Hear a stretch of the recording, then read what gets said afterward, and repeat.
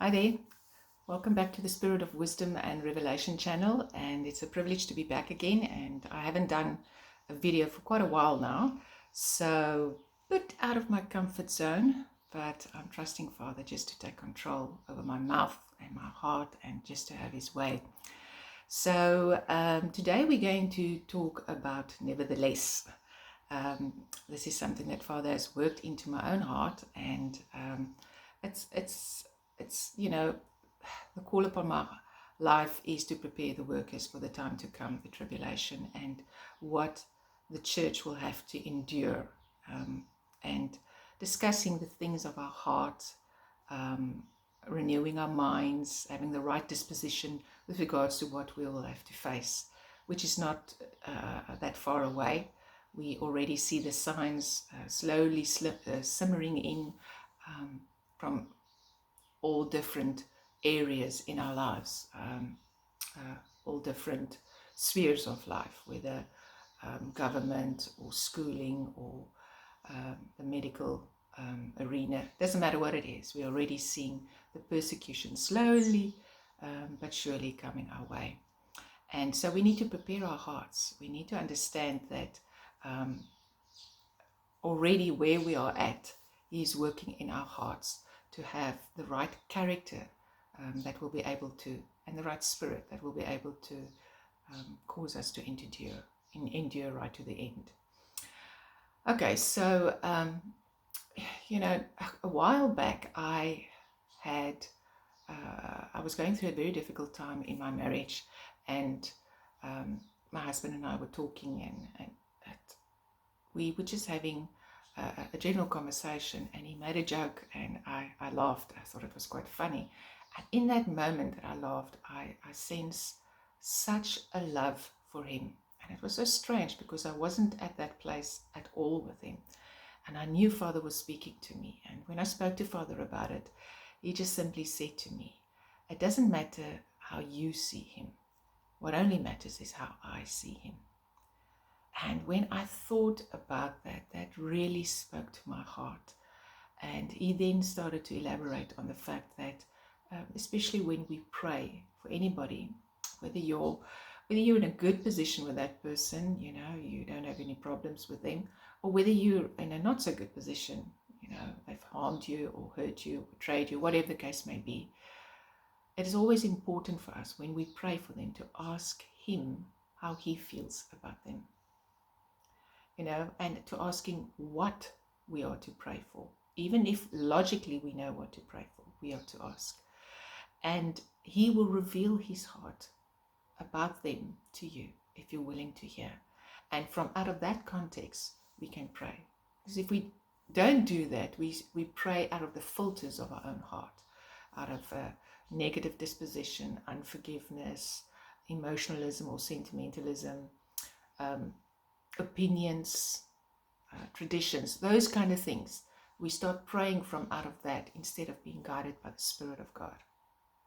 So it does matter tremendously how he sees the person we are praying for, or any circumstance for that matter. So Father was speaking to me about being able to see the way he sees. And he says in Isaiah 55 verse 8, he says that his thoughts are not our thoughts, and our ways are not his ways. It's much higher, and he thinks differently. And so it behooves us to understand that because he's given us the mind of Christ, the word says that the Spirit knows what is the will of the Father and prays the will of the Father through us. So it's important that we understand that we need to see things the way he sees it. Not so long ago, I did a devotional post that I posted on my blog. It's called the Spirit of Wisdom and Revelation blog, if you're interested. And it's called Liberated by Love. And Father started speaking to me about how we are prone to see things in black and white. This constitutes, for instance, we have not just the law or the scriptures that it's cast in stone and this is the way it is, and there's no deviation from it, which sounds correct. But even things like revelations we've received, whether it's through dreams and visions, whether it's through understanding of the word, or whatever it may be, through our own research, whether it's a calendar, the Sabbath, his name, how long the tribulation is or not is, those type of things, they can easily become a law unto us. And it's black and white, and we start placing people in a box of the haves and the have-nots, or the do's and the does not. So we think in that way, and we start to discern that way in black and white. And we do the body of Christ a great harm when we do it. We are then not subject to the Spirit, but subject to our own interpretations and understanding. And he says to us, do not lean on your own understanding, but in all your ways acknowledge me. He's not just saying don't lean on your own wisdom as man. He's saying don't even lean on what you think you know is correct. Always lean on me. Always acknowledge me in everything you do, because he sees different than we do. So as Father was speaking to me about this black and white thinking, he was impressing it upon my heart that white in itself is a reference to light, right? And light has all the color spectrums in it, and he is light. And not so long ago, he told me that I will no longer see in monochrome, which is black and white or gray, but I will see in color. And he was referring to being able to see through the eyes of love, which is light. Light has all the colors, and God is light, and he is love. So the way we are to discern and see is through the glasses of love. Discernment is not about what is right or wrong. Discernment is about how he sees something. And so he wants to shift us to an absolute dependence upon him, to trust him, to walk not after the flesh, but after the Spirit. So if you're interested in that devotional post, I will put it in the description box for you to read as well, that link, and you can read it. So in Matthew 6, Yeshua speaks to his disciples, and he was also speaking with regards to money and the divided eye. So let's go read that. That's in Matthew 6, from verse 22. Let's just go there and we read that.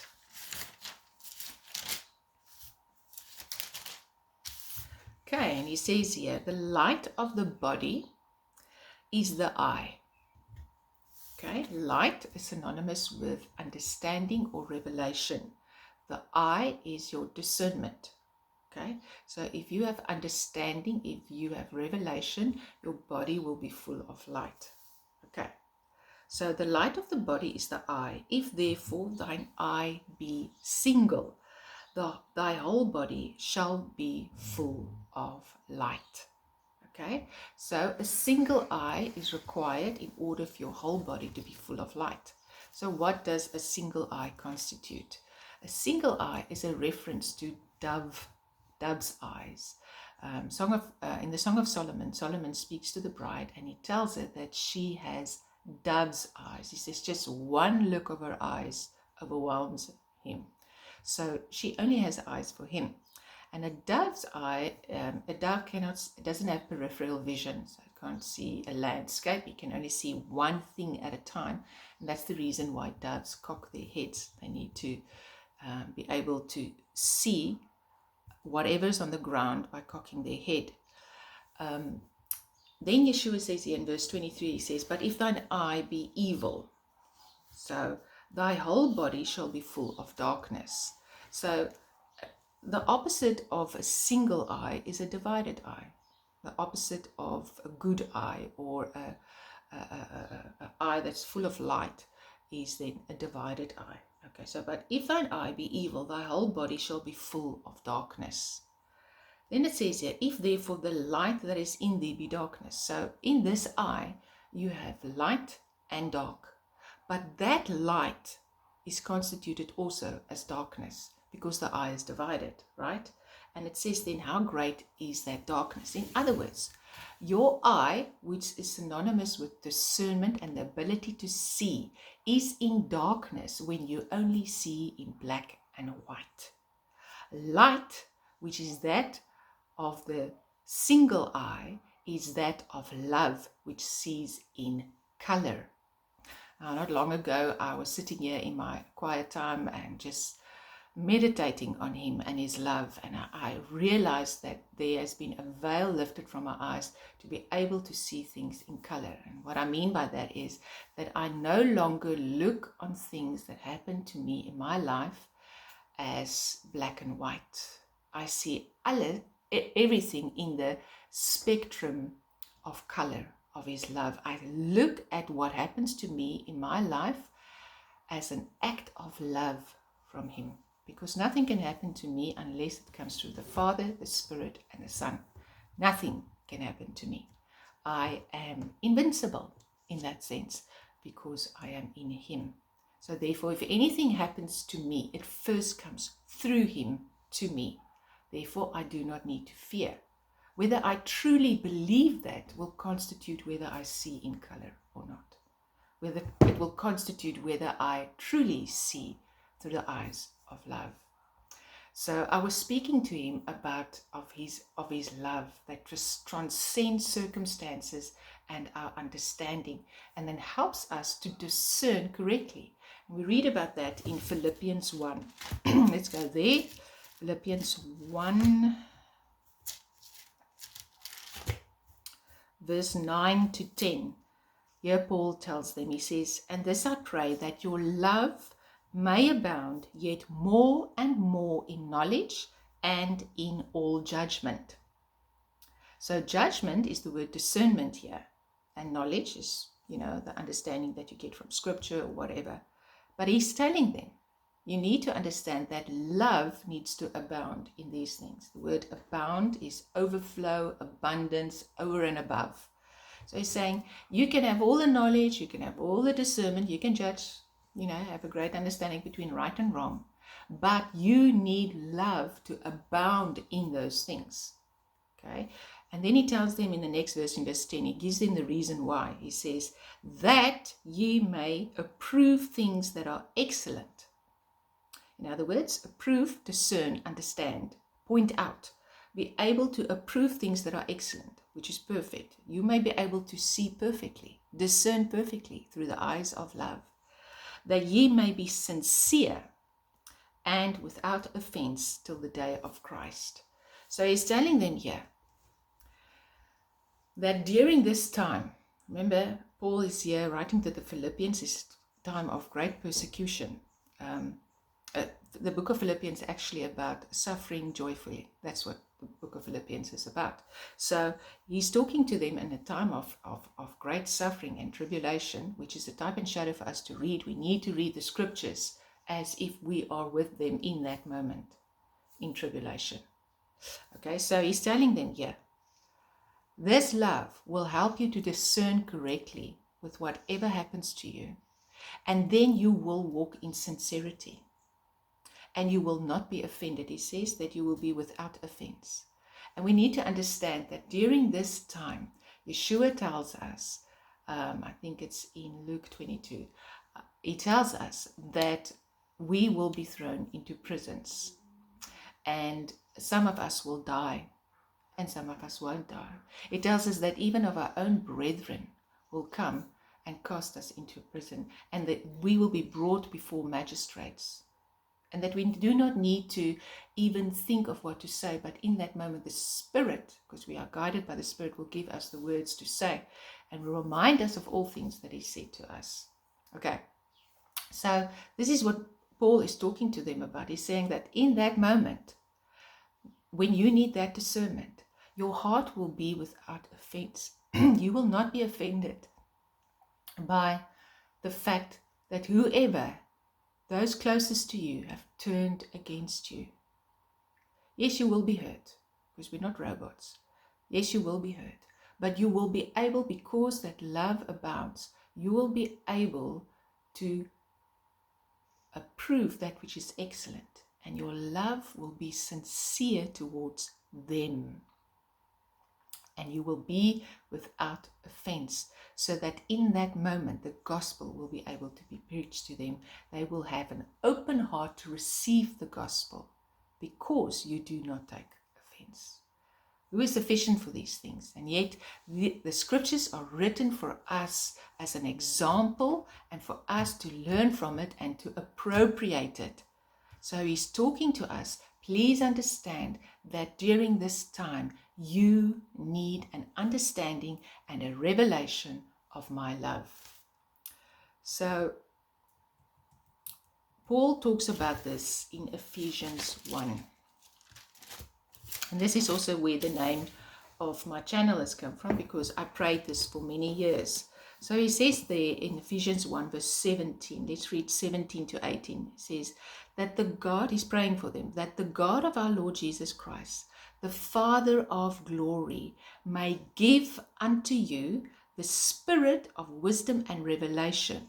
For what? In the knowledge of him. This is the reason for the spirit of wisdom and revelation. Not so that we necessarily can understand and the scriptures can open up to us, because the scriptures testifies of Christ. That is what the spirit of wisdom and revelation is all about. It's about the knowledge of him. And who is he? He is light, he's the truth, and he is love. And so Paul is saying, you need a revelation of who Christ is. He's telling the Ephesians this. Now, we need to understand that that which was shall be again. The first church that is mentioned in Revelations is the church of Ephesus.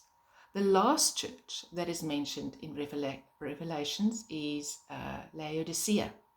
We are presently in the church age of Laodicea, the lukewarm church, the church that is black and white, neither here nor there. So because he cannot even handle her in his mouth, he spits her out because her love has become lukewarm. So because we are now at the last church, that which was shall be again, the next church age will be the church of Ephesus. This is the church age of the apostles, and it's the church age where the church is told that she has lost her first love. The Laodicea has become lukewarm. There's at least something there. But the church of Ephesus has lost her love. In fact, her love has grown cold. And so here, Paul is speaking to the Ephesians and he's saying to them, you need a revelation of who God is. And he says this in verse 18. He says, the eyes of your understanding being enlightened. See, we're talking about discernment here, and we're talking about light. The eyes of your understanding being enlightened, that ye may know what is the hope of his calling.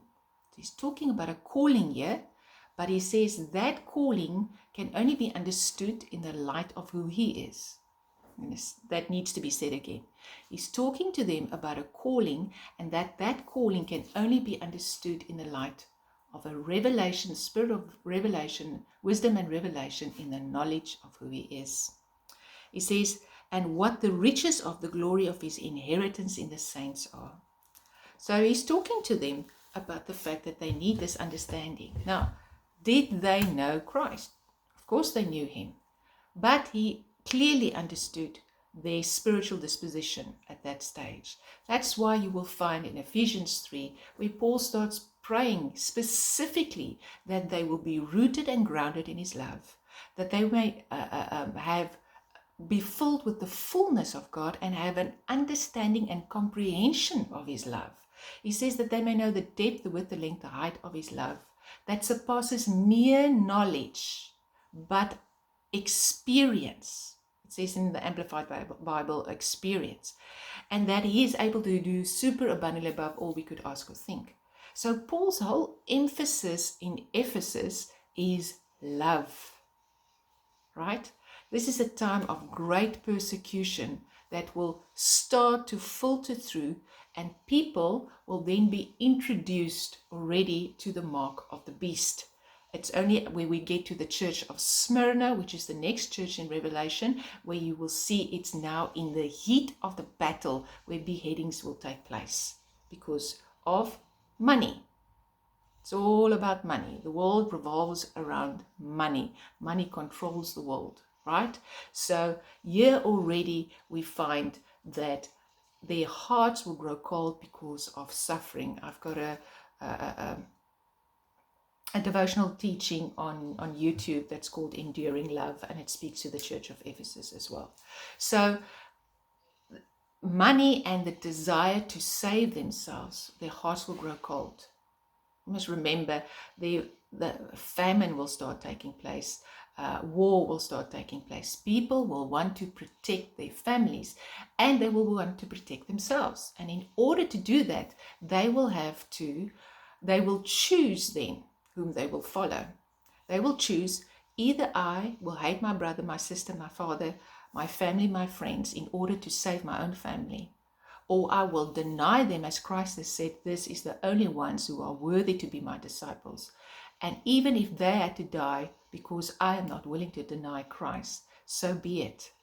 There will be those two parties, and those whose hearts have grown ice cold will find it very difficult to say no to those who will put pressure on them in order to save their own lives. For a morsel of bread, they will easily sell their inheritance like Esau. They will do it. And the words, as Yeshua said, they will cast us into prison. You know, our loved ones, those we never thought would ever do anything like this to us. And how will we be able to deal with this if we do not have a revelation of who he is and his love? This is why Paul is emphasizing love over and over and over. So when I thought about Paul's love, you know, Father started speaking to me about Paul's disposition with regards to his spiritual children. And we read in scripture about Paul, whenever he speaks in the letters or writing the letters, he starts saying that I thank the Lord always for you. It's like he was so grateful for them, and he had so many problems with them, but he was always thanking the Lord for them. He loved them so much, you know. And he would say things like, I have you in my heart. And he would say, if it was possible, we want to share the gospel with you, but if it was even possible, we would even give our own souls. What kind of love did Paul have for the brethren? What kind of love did he have? That kind of love transcends circumstances and it transcends understanding. Think of the things that Paul had to endure and was willing to endure for the church. We're talking about fasting. He was beaten more than Christ. Twice or 3 times, I think, he was flogged. Imprisonment, shipwrecked, destitute, running for his life, fighting with beasts. I mean, the list is just, we who have no understanding. And here is Paul, and he is willing to endure these things for his children in order to move from place to place. And Paul had such a love, and we must understand that Paul is an extension. He is the resurrection man. He is a type and shadow of Christ after the cross. If you look at how Paul gave up everything for the church, you see the love of God displayed through this man. And he is an example unto us that we are to emulate him, just as we would. That's why Paul said, follow me as you follow Christ. Who can say that? He could say that because of the type and shadow that he is in the Word of God. He could say that with boldness. There was no discrepancy in the way he walked with regards to how Christ walked. That's why he could say that. Think of just how amazing that is. He could talk about his gospel of grace. So Paul had such a love for the church, such a great, great love for the church. And we, in this time to come, need a revelation of the Father's love for everybody, for our enemy and for our brothers and sisters.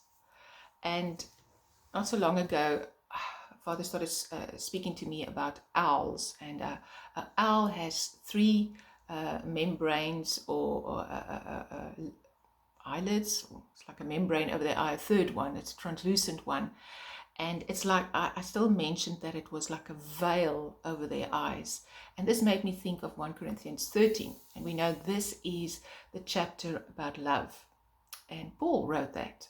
Obviously, he had a great revelation of love in order to write this. And the one thing that he said, Paul said there, he says, you know, you can have all the knowledge, you can have all the faith, you can prophesy, you can give your clothes off your body, you can be burnt, you can do all these things, but if you do not have love, you have nothing. And he says that love believes all things, bears all things, hopes all things, and love endures all things.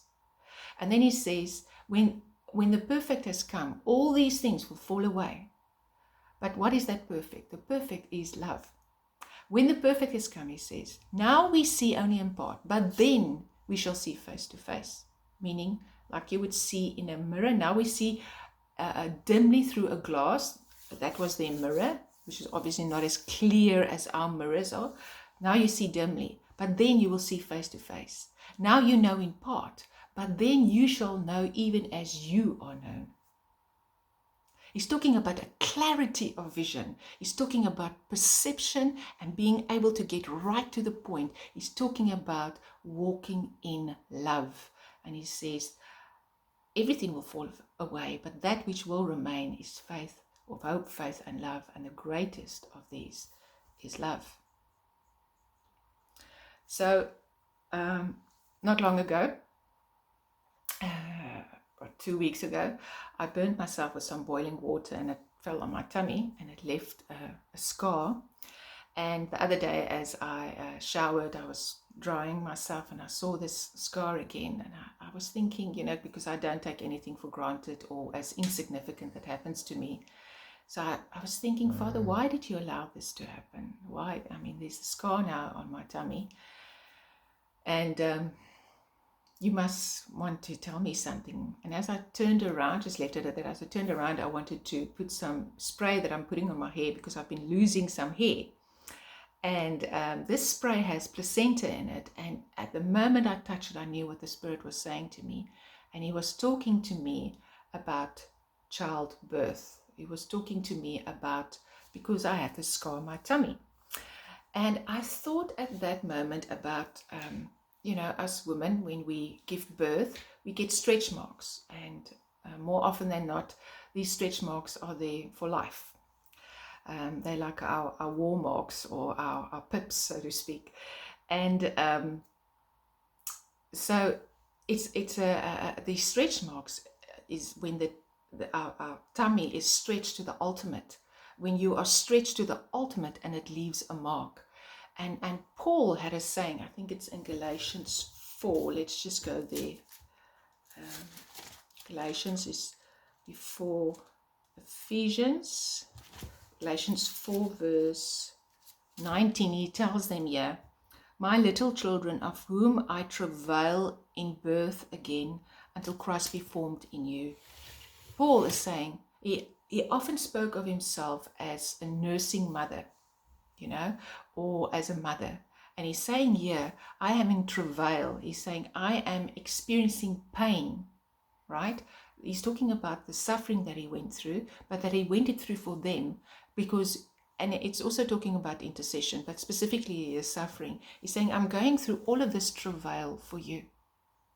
I'm willing to go through this for the body.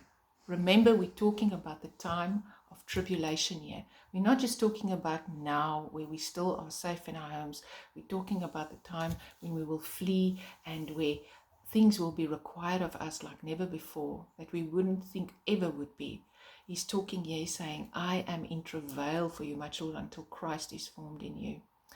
And this I think it's in Galatians 6. Let's go to Galatians 6, yes. Galatians 6 verse 17. Paul makes this interesting statement. He says, "From henceforth, let no man trouble me, for I bear in my body the marks of the Lord Jesus." Now, immediately when we hear the marks of the Lord Jesus, we think of his piercing of his hands, his back, his head. And you can imagine what Paul must have looked like. The marks Paul must have had all over his body.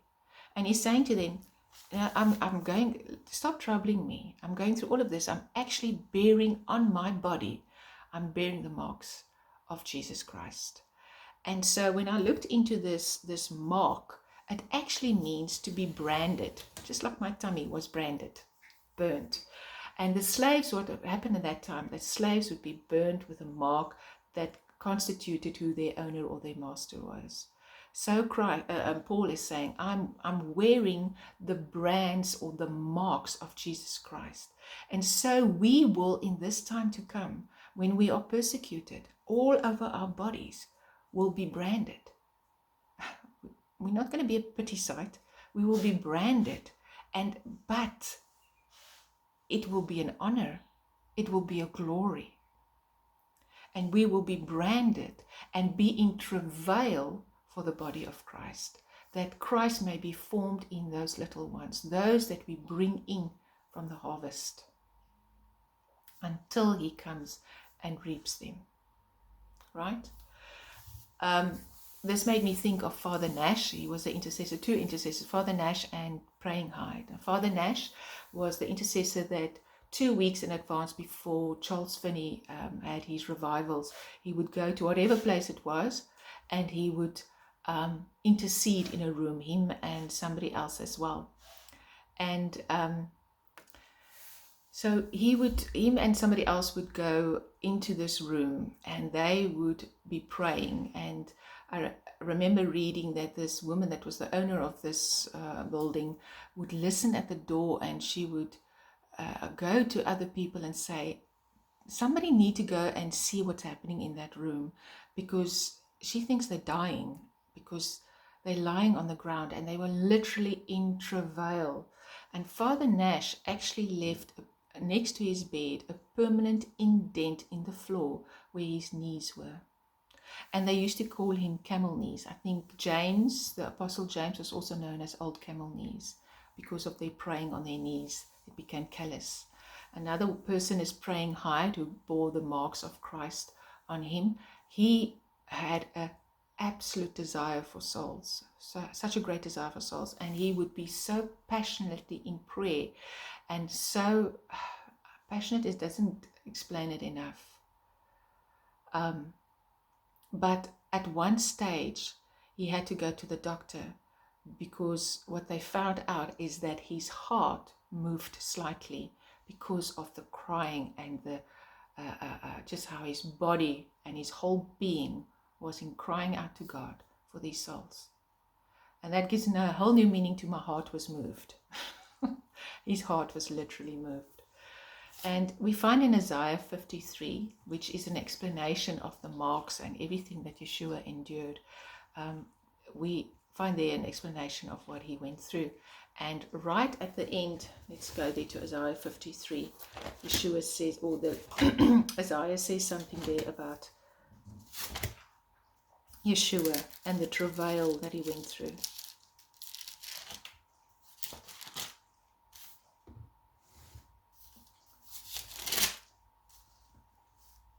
In verse 11, it says, "He shall see of the travail of his soul and shall be satisfied.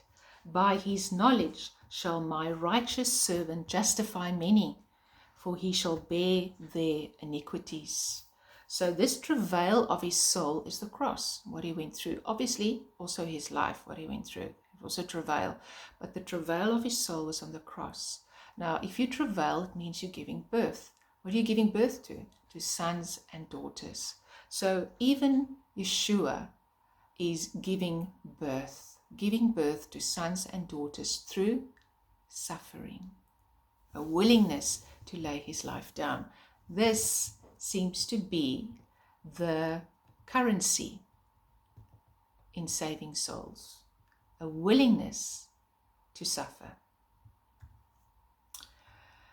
I remember not so long ago, I actually asked the Lord to give me an understanding of his love for the Jews. And I remember that day I was sitting here, and it felt to me like I was like a little girl under a table at a banquet, and the tablecloth was hanging over, and I was just peeking out underneath the tablecloth just to peek a bit into that love that he has for the Jews. And I cannot tell you what happened to me in that moment. I was out for account. I cried for days, just when he filled me with his love for them. And that was just a peek. That kind of love has no boundaries, none. It will die for another. That's the love we need.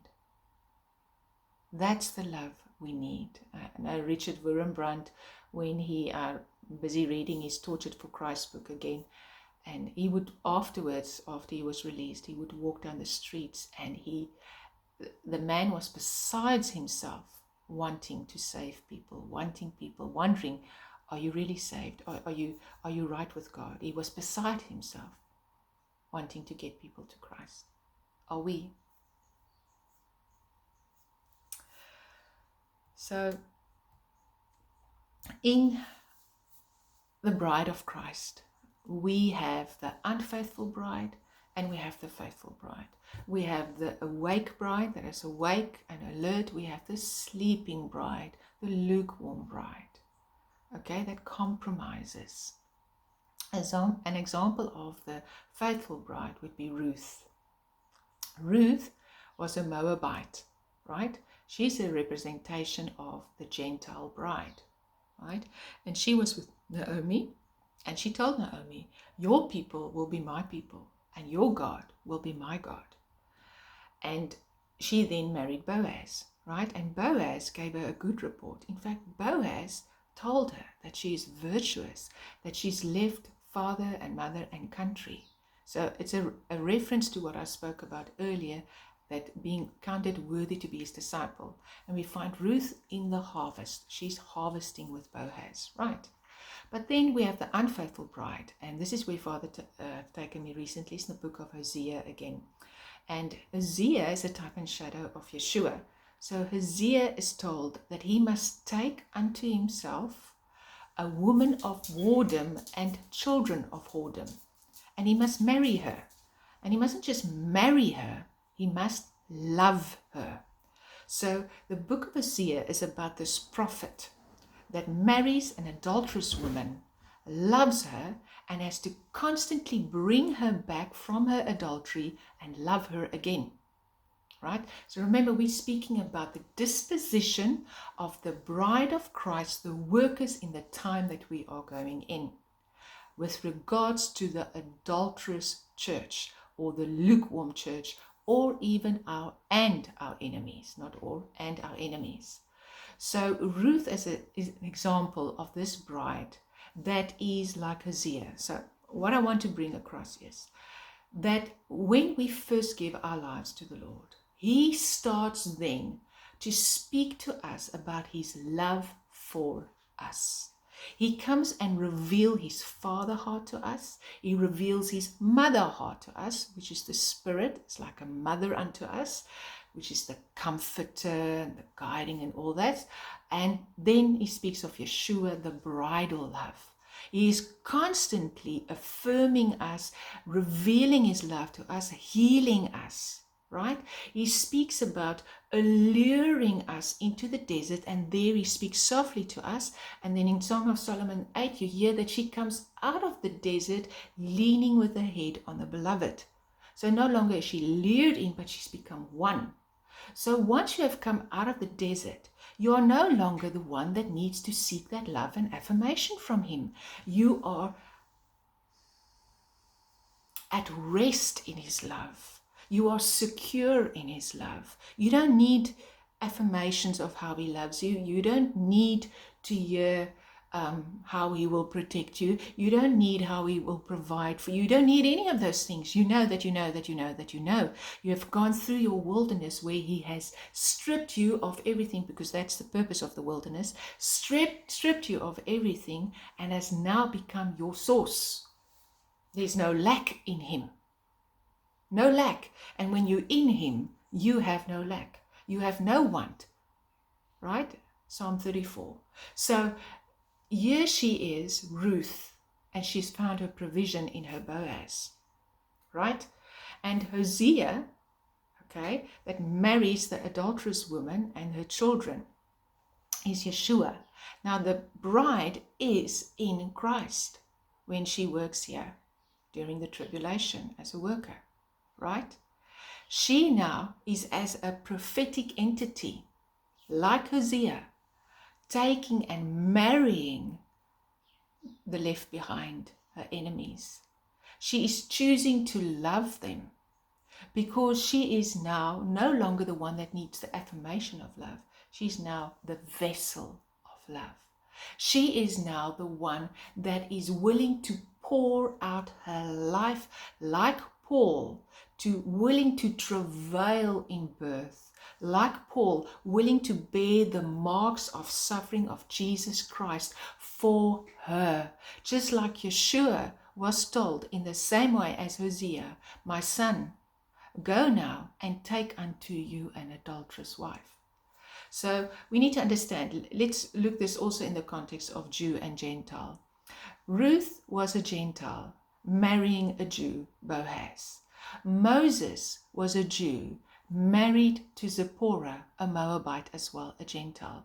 You constantly see Jew and Gentile, Jew and Gentile, right? So we have the bride consisting of the wife of God, consisting of both Jew and Gentile, and within them we have the faithful and the unfaithful.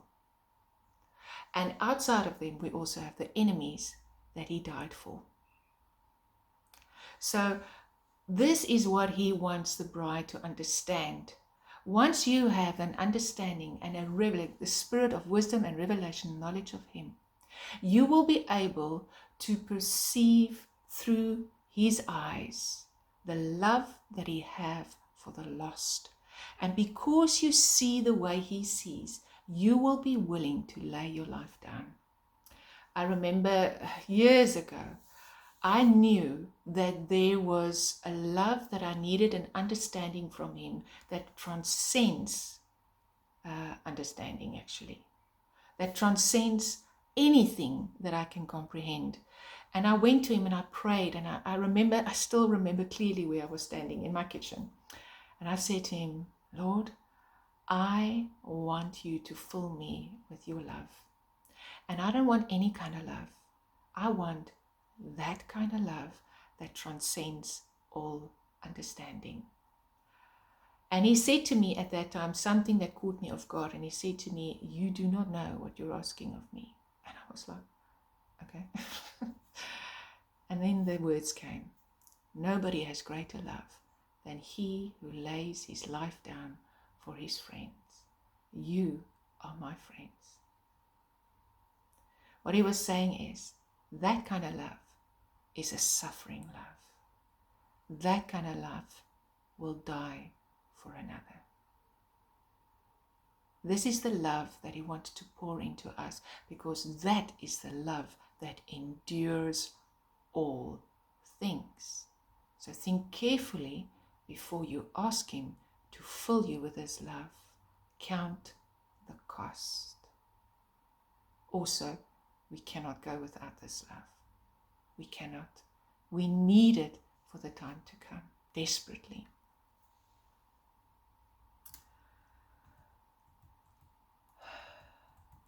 And the interesting part about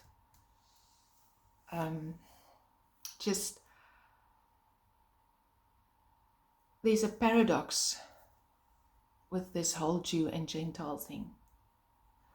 In Ephesians 2, Paul speaks to them and he says to them, he talks about the dividing wall that has come down, talking about Jew and Gentile, and that he wants to make all one. The two shall become one. The Jew and the Gentile shall become one in the end, right? And how it is the calling of the church, first and foremost, unto the Jew.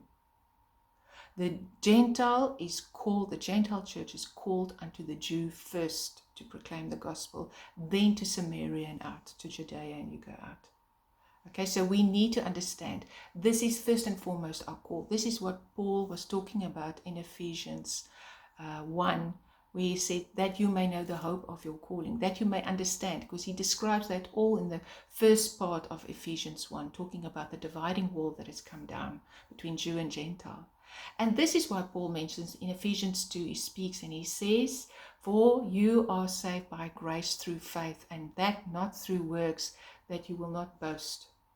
Right? Why is he mentioning this? Not so that we can go on about whether something's about grace or works.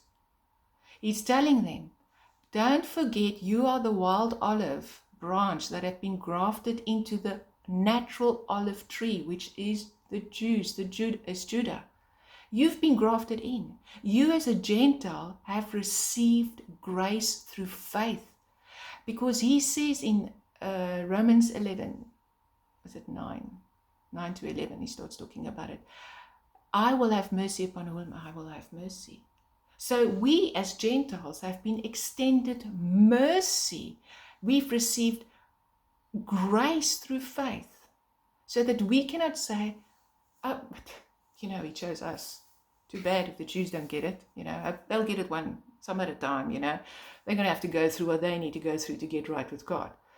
You're missing the point. Our call is to them first and foremost. That's why Yeshua told the Samaritan woman, which is a Gentile, he told her, she said to him, salvation is of the Jews.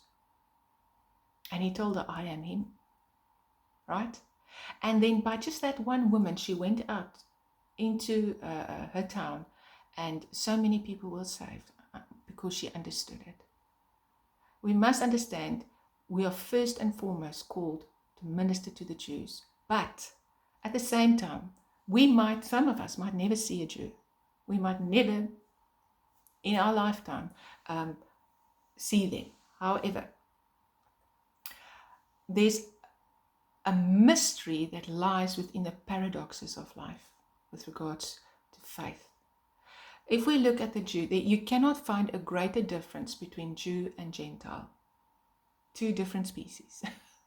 You cannot find a greater difference between a husband and a wife, between a parent and a child, between black and white, between certain denominations. What else is there? Between the faithful and the unfaithful bride, between friend and enemy. These are the paradoxes, the mystery of the paradoxes of the faith.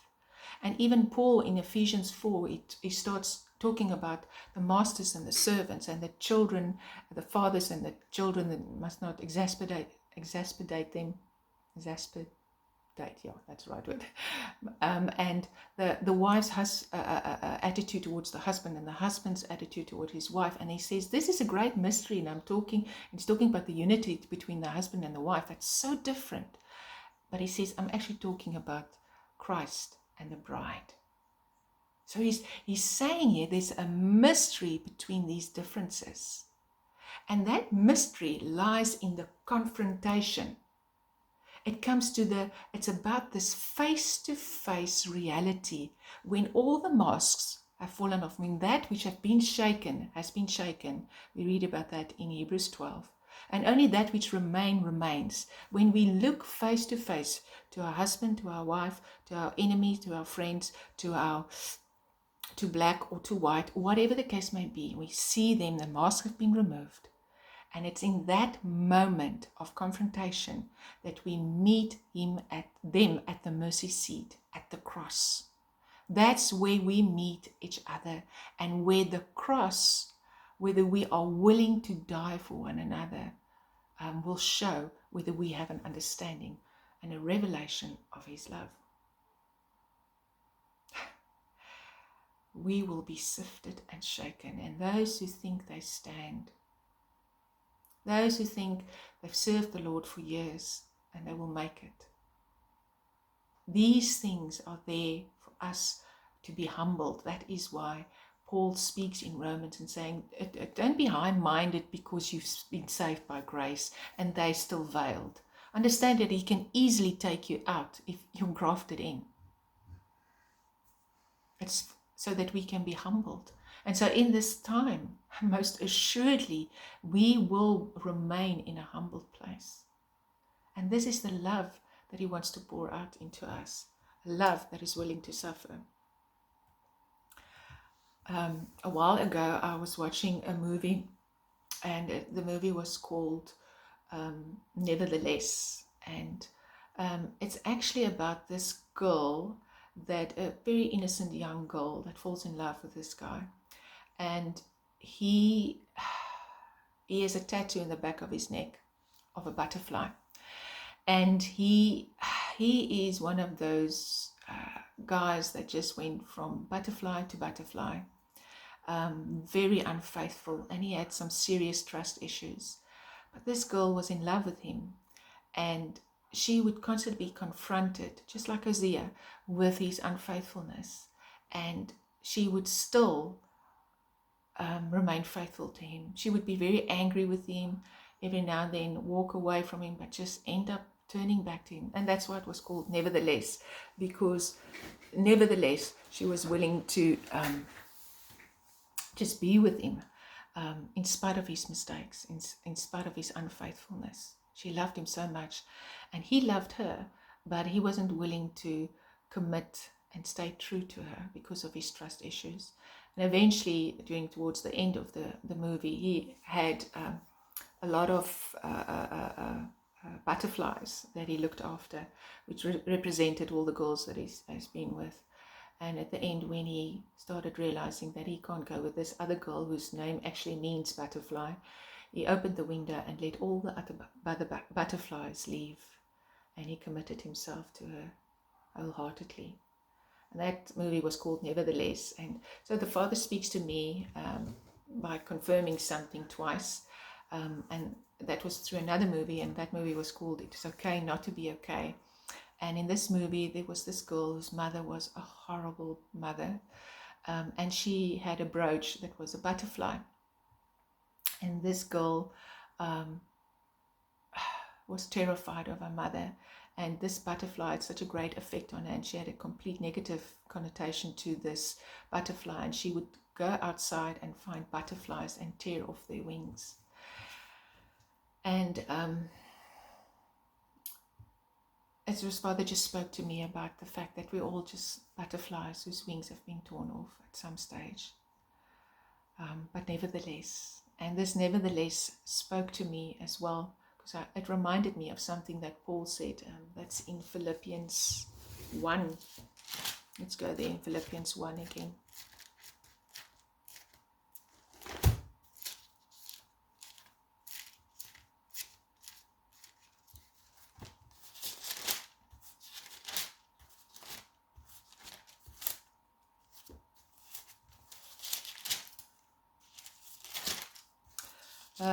Verse 21.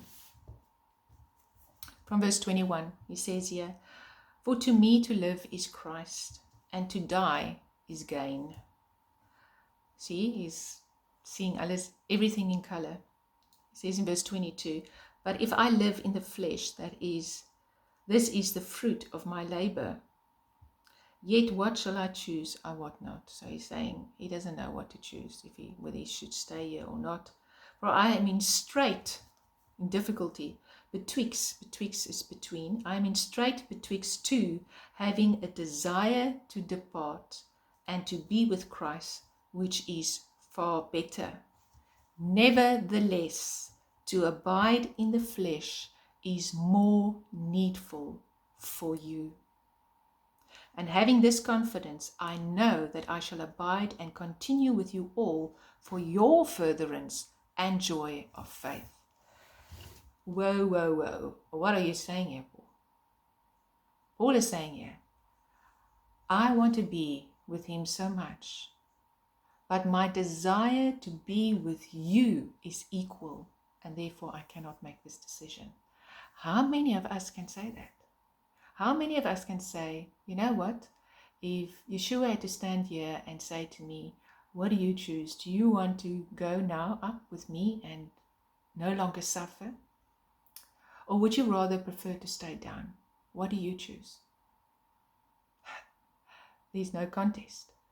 But Paul is saying, he, for their furtherance and their joy, he chooses nevertheless, just like Hosea, seeing this unfaithful bride, nevertheless, that girl in the movie that I watched, nevertheless, I will stay for you. That's how much I love you. That transcended love of Christ and of the Father in us. And we know that in Luke 22, verse 42, let's read that. What did Yeshua say?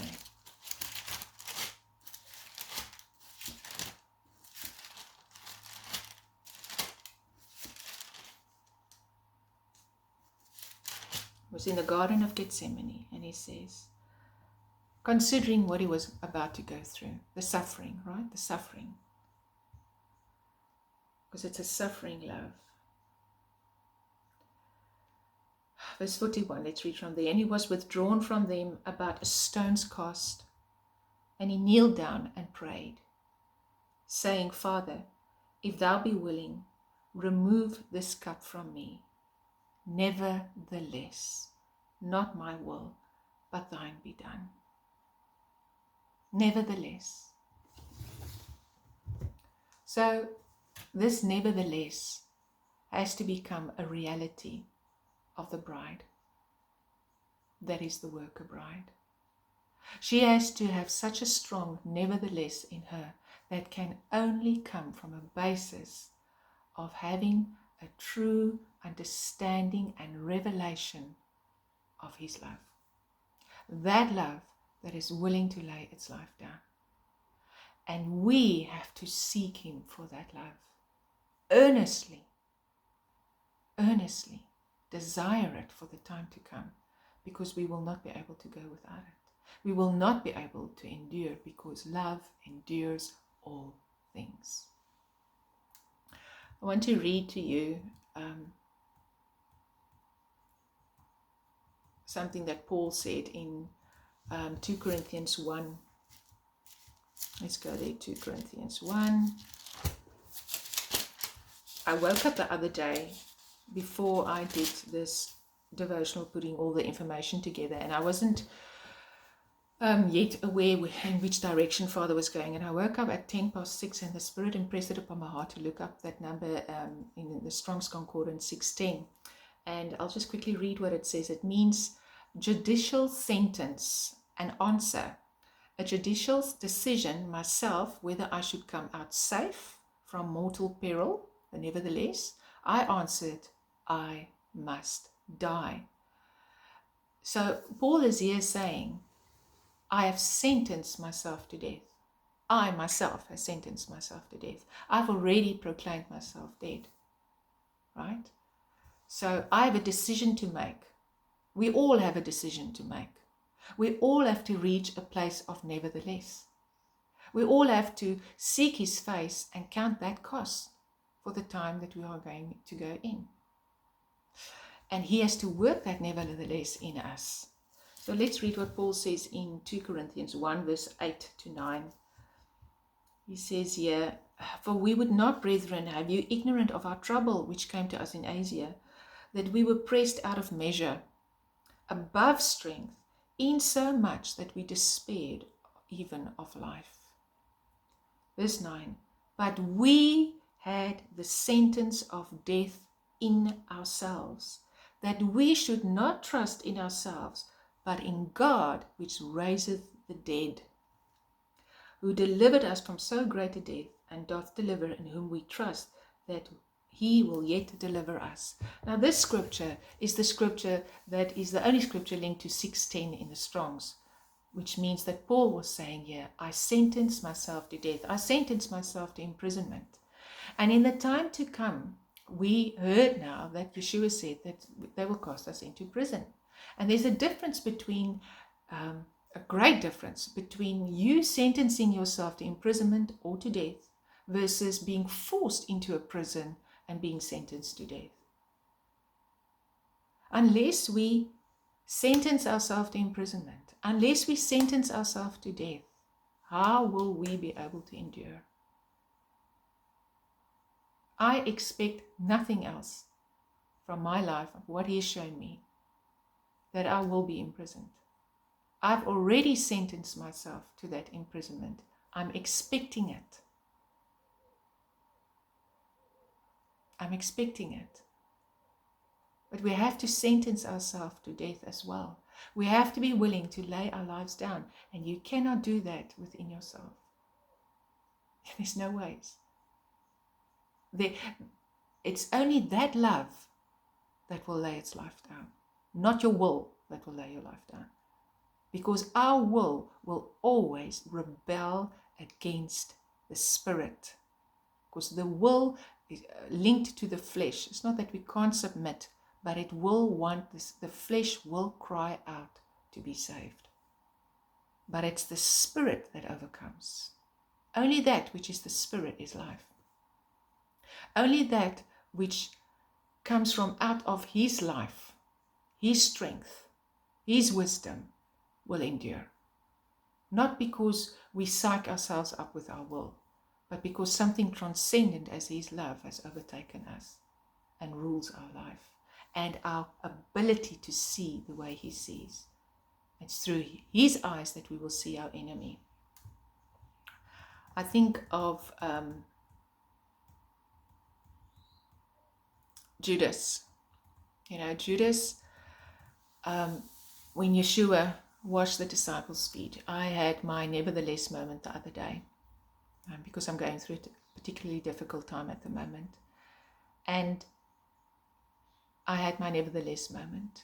And I started thinking of Judas and how he betrayed Yeshua. And I was thinking how Yeshua always knew about Judas and his love for money.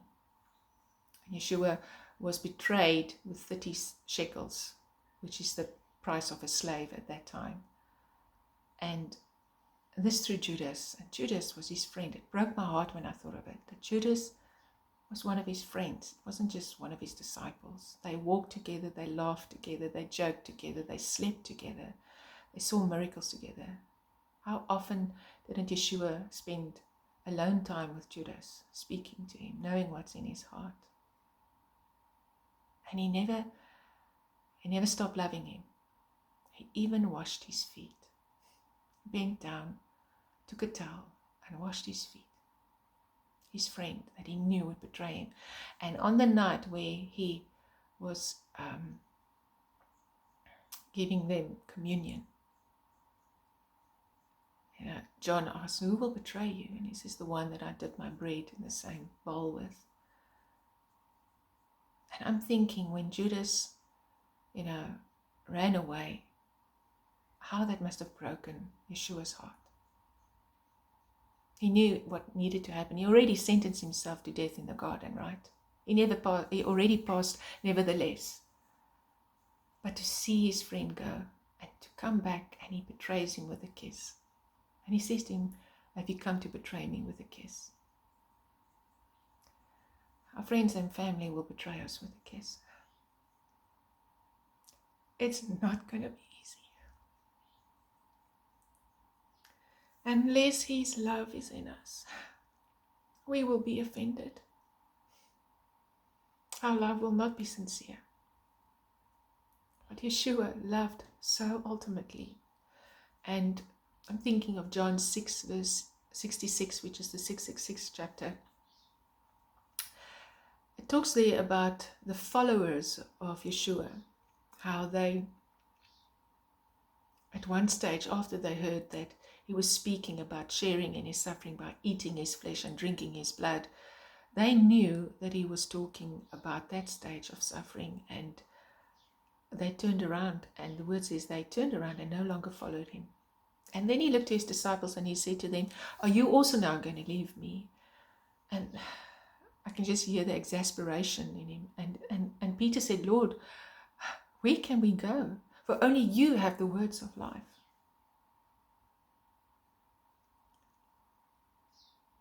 And that 666 is the number of the beast, and it points to the financial system as well. Once again, money, the 30 shekels, the church of Smyrna. And you look at John the Baptist, he's a type and shadow of the workers that points to the light. He isn't the light, but he points to the light, right?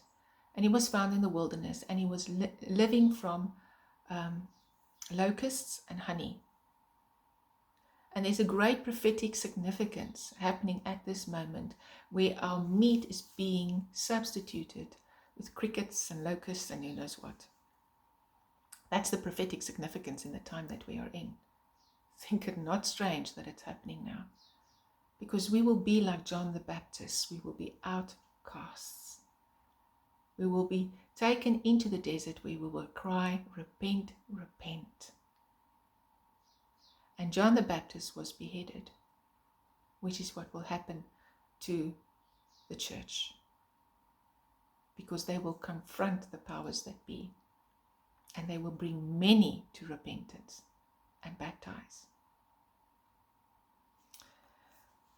Many years ago, I can't remember how many, maybe 8 years ago, so a friend of mine, it's no longer a friend of mine, it just left me. She didn't agree with the type of requirement the Lord showed me upon my life. The road was just too narrow, and she couldn't think that he would require the things of me that he did.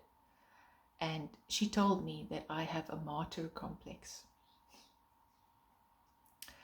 And she meant it as an insult at that moment. But I remember when she said it, I was rejoicing. It was the greatest compliment she could have given me, to tell me that I've got a martyr complex. Because you see, at that time, when the Christians, just after, in time of Acts, the outpouring, the Christians knew when they gave their heart to their lives to the Lord, they signed on the dotted line of their death certificate. Not so today. No. Now we hear, when you get saved, you can have this and this and this and this. But then they knew, when you get saved, nothing you own is yours anymore, because we have all things in common, because we need to survive. But by the way, you will die a cruel death. The probability of you dying is very high, but you can rejoice. And they considered it a privilege. That's why we read in Philippians, it says, let me just see, where does it write? In Philippians 1:29. Let's go to 1:29. Philippians 1:29.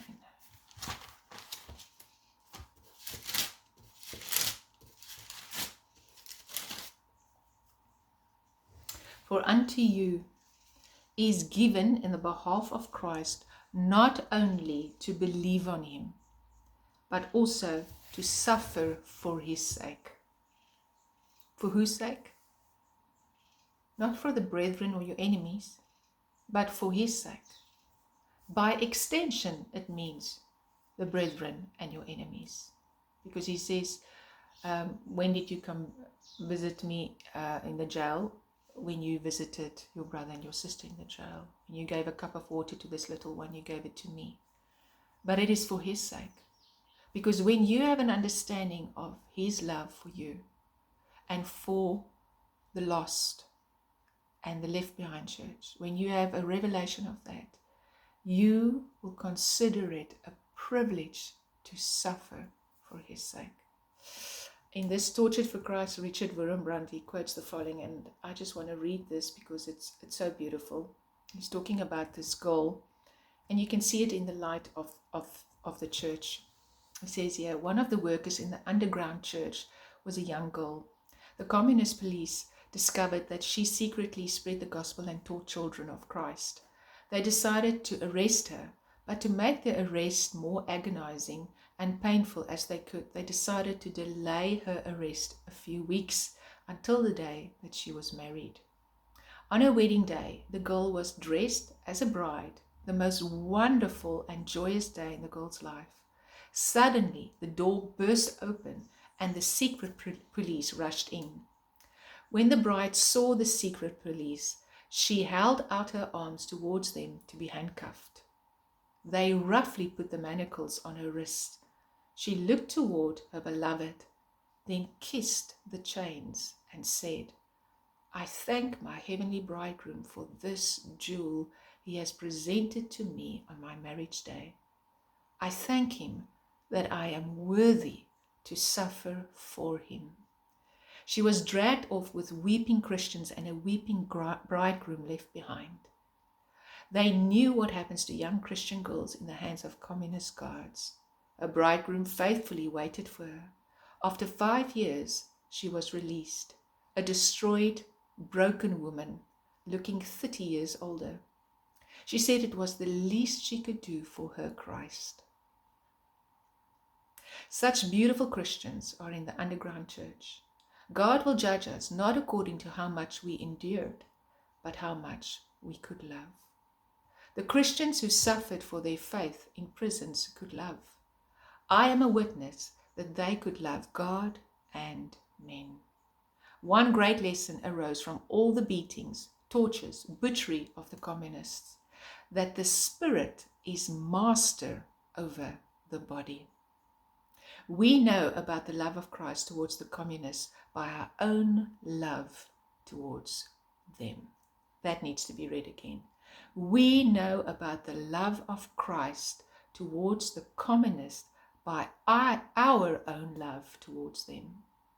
It was in prison that we found the hope of salvation for the communists. It was there that we developed a sense of responsibility towards them. It was in being tortured by them that we learned to love them.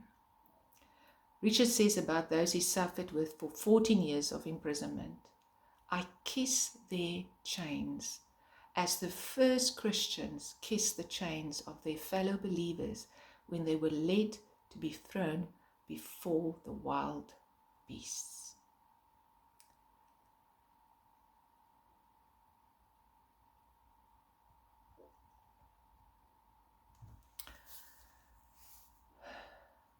We need his love so much. And he has prepared a body. He says in his word, "Father, a body thou hast prepared to do thy will." And he was talking about his crucifixion. But we are also his body. And he says, "I delight to do thy will." He was willing to lay his life down. No man has greater love than he who is willing to lay his life down for his friends. Or his friend. And then he says, "I call you my friend." I want to end this with a word that Father gave me a while back, and I have mentioned and read it before, but when I spoke to him with regards to my own nevertheless, he reminded me of this word, and it brought so much comfort. It's such a now word. It's called "A body thou hast prepared." And think of Judas as well when I read it, when Yeshua washed his feet.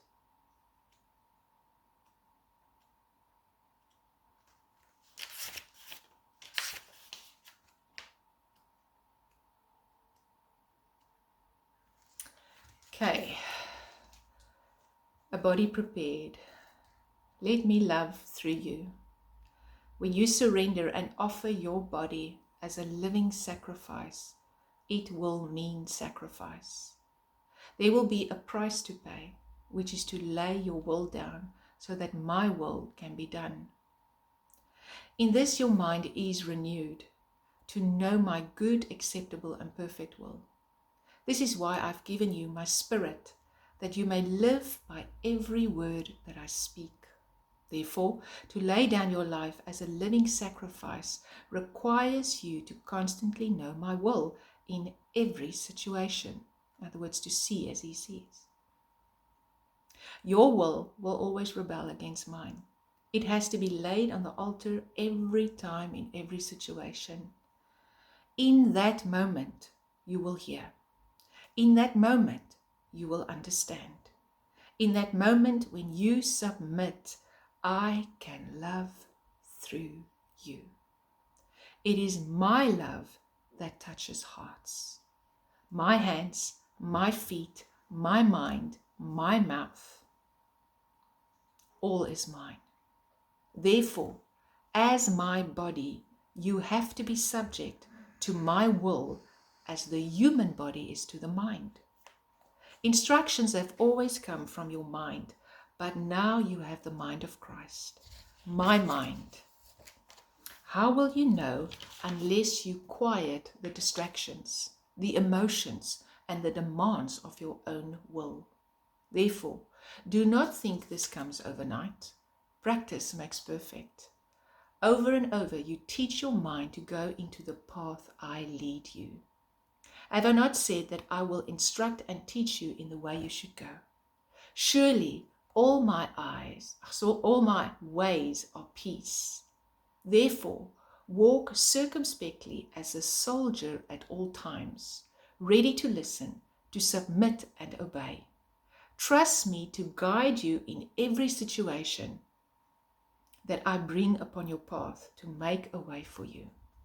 Come each time to learn of me, for I am meek and humble. This is not about you. This is about a vessel given over to be used by me, so that I can love the lost, the broken, and the poor. Do you realize how much I want to touch them, to heal them like I did with the washing of feet? I said, Father, a body thou hast prepared for me to do thy will. Your body is there to do my will, not yours. So let me have full play through you, through your hands, your feet, and your mouth. Seek to do my will. Let's pray. Father, I thank you for this word. I know, Father, that it's not an easy word. But Father, we need to hear this. We need to understand that a nevertheless has to come from our innermost being. And that nevertheless has to come because you work it in us. It can come by a choice. We choose your will. But then you have to work it in us. Father, I pray for each person that knows in their heart that they have to make this choice. That you will work it in them and that it will not be superficial. That it will change their disposition completely. And I pray, Father, for your body to receive the spirit of wisdom and revelation in the knowledge of you. In the depth, the length, the width, the height of your love. That you will fill us with your fullness. Those listening here, Father, that your anointing will break the yoke upon their lives. That you will fill them with your love. Give us a peek, Father. Bring us to that place, Father, to that love that transcends circumstances, that transcends understanding, that will bring in a great harvest. Because they don't care how much we know. They only care for how much we love. Who is sufficient for this, Father? Surely we are not, because we are just dust. But you, Lord, you have filled these earthen vessels with your love. Come and have your way in each person, Father, as they seek you with regards to this in earnestness, Father, and count the cost. I pray this in the name of Yeshua. Amen.